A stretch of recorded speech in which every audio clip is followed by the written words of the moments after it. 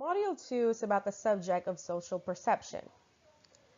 Chapter 3 of the Casson textbook starts off this section with a story of William Thomson.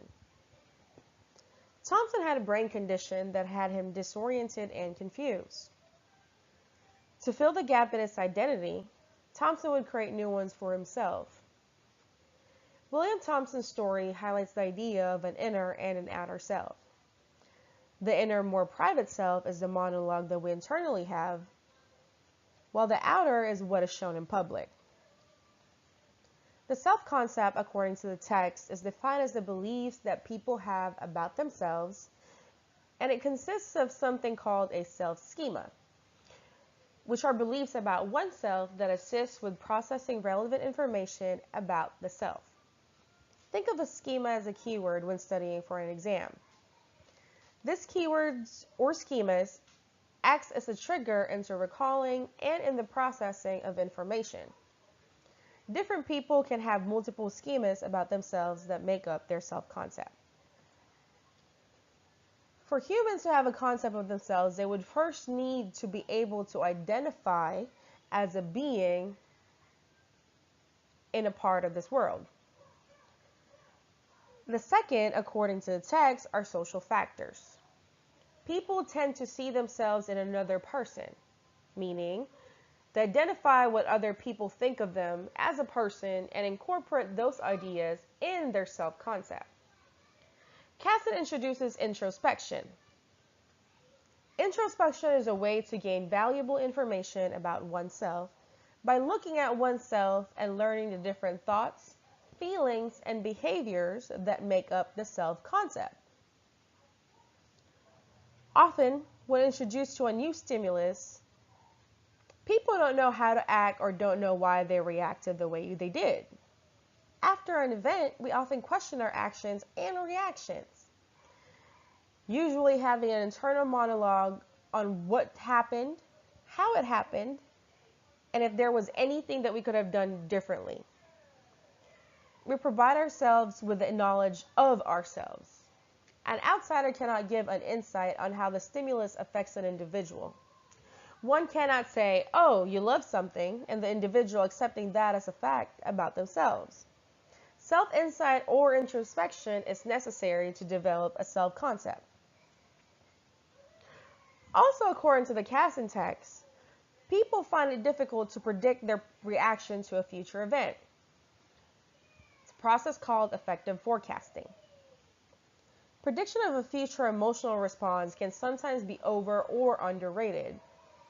Without having the experience, people do not know how to feel or what they say. This is when social concept and perception comes in.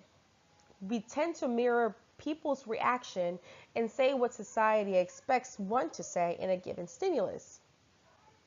People are often sympathetic but cannot be completely empathetic to a specific situation.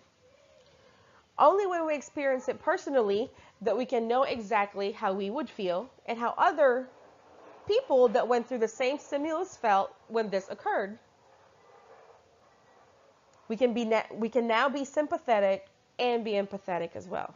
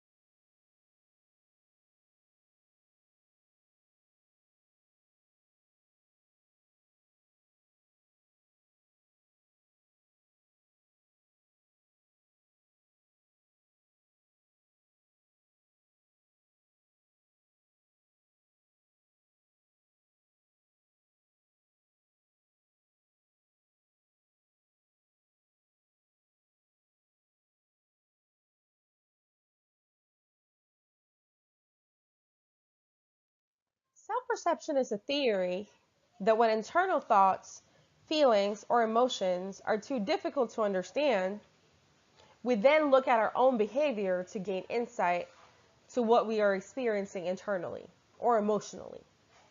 We can gain insight into our emotions by observing what our face is doing in a given stimulus. This is called the facial feedback hypothesis. Another method of self-perception is through motivation. Self-perception can be drawn from either intrinsic or extrinsic means. What motivates us and why does it motivate us? In the theory of the looking glass, we rely on other people to identify ourselves. Another theory regarding self-perception is the social comparison theory. It stems from the idea that people compare themselves to other people to evaluate their own behavior. Now, cultural differences can also influence the self.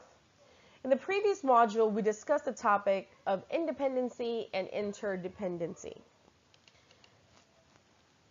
and the difference between European American and Asian Americans. European Americans tend to develop their self-concept based on individualism, valuing autonomy and independence, while Asian Americans value collectivism and interdependency.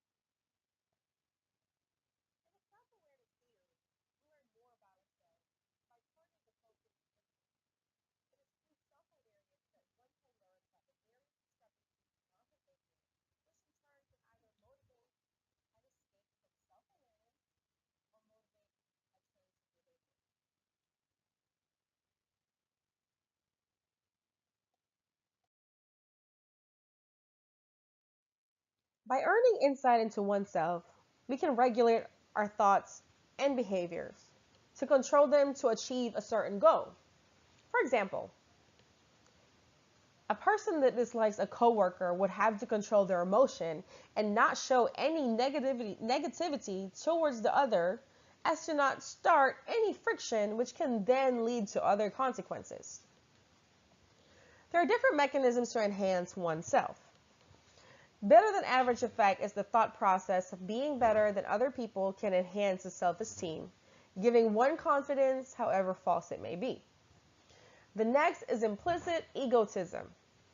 This is an unconscious enhancement of oneself by thinking that the self include more positive than negative traits. Self-serving beliefs are considered more of a wishful thinking self-enhancement, while self-handicapping are behaviors that affect a performance in a negative way and are used as excuses for a failure in performance. Another self-enhancement is basking in reflective glory. Some people might call it riding someone's coattails. This enhances a person's self-esteem by associating themselves with someone more successful than they are. Lastly is the concept of downward social comparison. This is a method of self-enhancement by comparing oneself to someone in a much worse situation.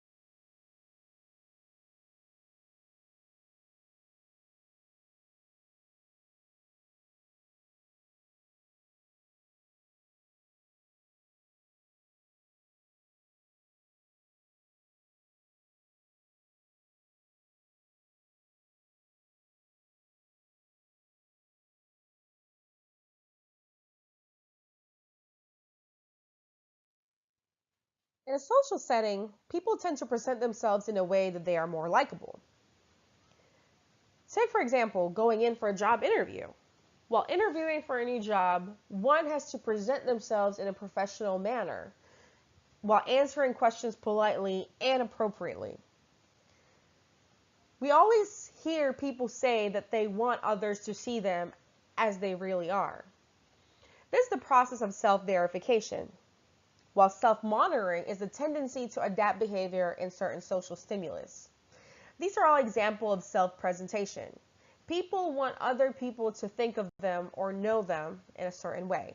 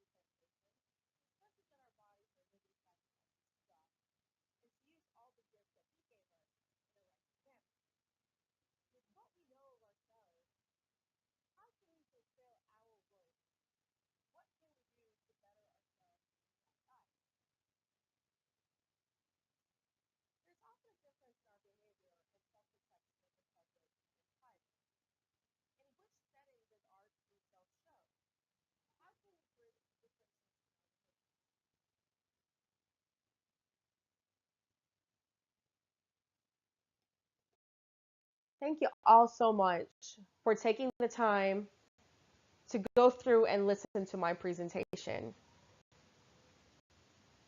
I wish you all the best. Thank you.